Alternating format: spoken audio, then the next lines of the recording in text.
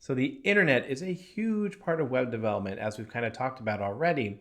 And so let's wrap our minds a little bit more around how does the internet actually work? Or how do we go from code on our computer to a URL and something that we can access through the browser? So we'll take a look at this step by step here.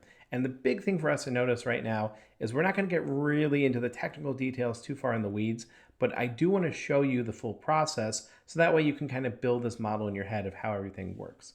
So coming to our screen here, we've got our Finder up here with all of our wonderful files. And now we just need to remember what we were discussing earlier. All code is files living on our computers.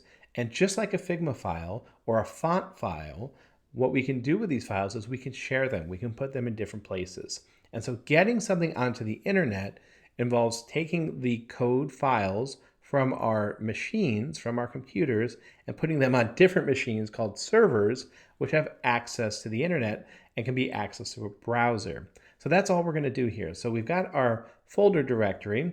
Now what we're going to do is we're going to take a look at a server platform. In this case, we're going to use Netlify. And this is just a really easy way for us to get this code onto a server. So we don't have to worry too much about what this interface is all about. Basically, what we care about is this idea of we can click and drag our folder here and just get it up on a working website. So we're going to go up one level. We're going to grab our folder here and we're going to upload it. And now this is deploying. So basically, what we've done here is we've taken our folder directory, put it on a folder, and now it is accessible through the internet. So if we give this a refresh here, we can see at quickmenu.netlify.app, which is the URL, we can now access the code that was in our file here. And this is it. This is basically how the internet works. What we're doing here behind the scenes to kind of spell this out a little bit more is we started with our folder. This had the code on it.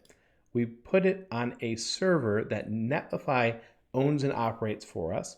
There's lots of different ways to do this. You're probably familiar with something called AWS or Amazon Web Services. They're sort of the big server provider for just about everybody right now. And I think Netlify might be using them under the hood here. But what they've done is they've made it really, really easy for us to just click and drag our folder and put it on a server. So all we've done is move the files from our computer to another computer. Now, what that server has that's really special is something called an IP address. And this is basically a unique identifier for this server, kind of like a phone number. So if I want to call my brothers or my friends, I'm going to get their phone number and then I can reach out directly to them. Same idea works for servers. What we want to do is have a unique identifier for every server. If I want to call up that server and say, hey, give me the content or tell me the information that you have, I can do that really easily. But the problem with servers is they kind of look funky. They're just a string of numbers. And that's not a great way to call something. You want something a little bit more memorizable and human understandable. And so what we do is we have this technology called DNS, which stands for Domain Name System. And what that does is it translates an IP address to a domain name or a URL that we are familiar with and can read. So if we go back over to the quick menu, we can see the domain name is quickmenu.netlify.app, and that is the URL. So what's happening behind the scenes is when we type this in, what the browser is doing for us, it is saying, hey, given this URL, I'm going to go to the DNS system. I'm going to find the IP address associated with that URL. I'm going to ask that server to give me the code that we just uploaded together, and then I will interpret it and display it here in the browser.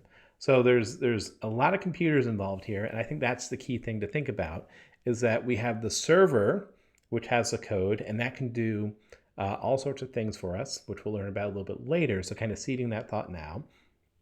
And then we send it to the browser based on the lookup we do via the URL. And that's basically how the internet works. Of course, we can get much more technical, but at a high level, from a design perspective, this is what we're thinking about. So when we're working with developers and they're talking about things like DevOps and how do we do the development setup and actually move the code we write from our local machines up to our servers and get it out there for our users to interact with, this is what is going on behind the scenes.